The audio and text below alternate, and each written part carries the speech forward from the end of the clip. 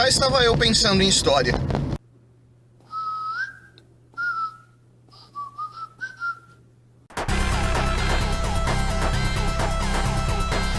Bom, hoje pela manhã eu assisti um vídeo do canal do Pirula.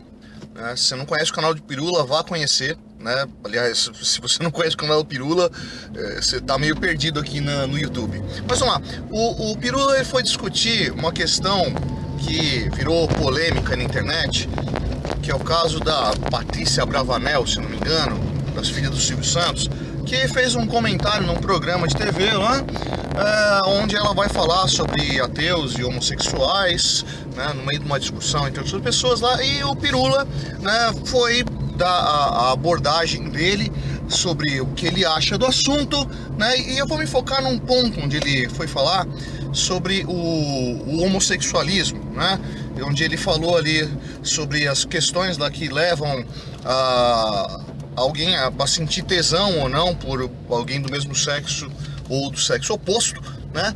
E em um determinado momento ele falou ali sobre Grécia e Roma, né? E ele falou, não vou nem discutir isso aí, vou deixar para o historiador.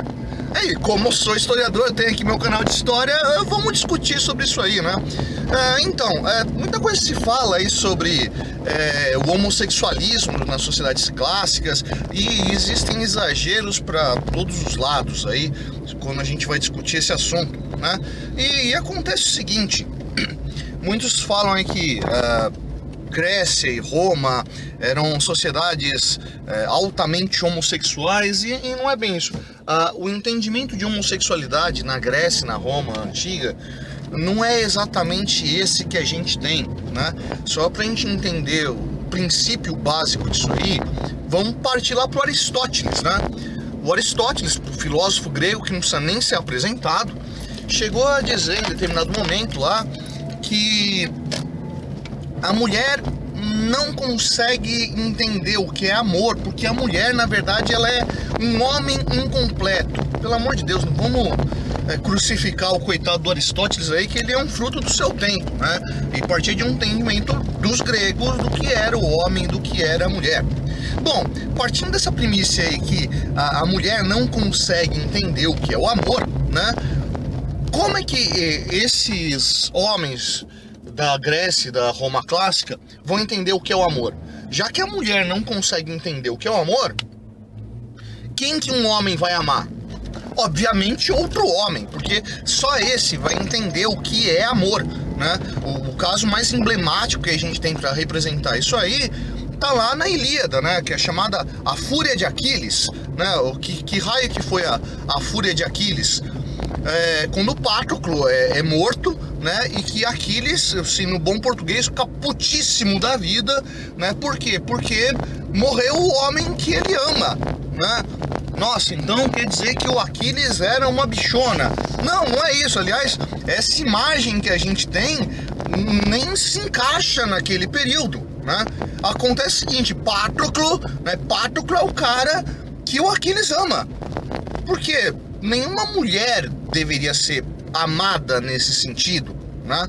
Então, obviamente, já que o amor, né, vai existir entre dois homens, a sexualidade entre dois homens vai existir mesmo. Deixa eu citar um outro cara, inclusive o cara que dá nome a esse canal, o Suetônio, né? O Suetônio foi um escritor romano que escreveu um livro muito legal, por isso que eu dei o nome do canal em homenagem a ele, que é A Vida dos 12 Césares, onde ele vai ficar ali falando das presepadas que os primeiros imperadores romanos fizeram, entre ele o cara que não era imperador, que era o Júlio César, né? E que no capítulo que ele fala sobre o Júlio César, ele vai dizer o quê? Olha, os críticos de Júlio César chamavam ele de homem de todas as mulheres e mulher de todos os homens de Roma, né? Por que isso? Porque o César pegava geral, né? Tava se lixando se era homem, se era mulher, né? Assim, sendo vertebrado, ele tava topando, né? Não importava o que fosse, né? Mas por que se chama de crítico dos que chamavam ele de homem de todas as mulheres e mulher de todos os homens? Primeiro, pela ideia da devassidão, né? O cara que encara qualquer um e não tem compromisso com ninguém. Aí o lance da crítica. Não dele sair com homens e mulheres, Não é esse o problema.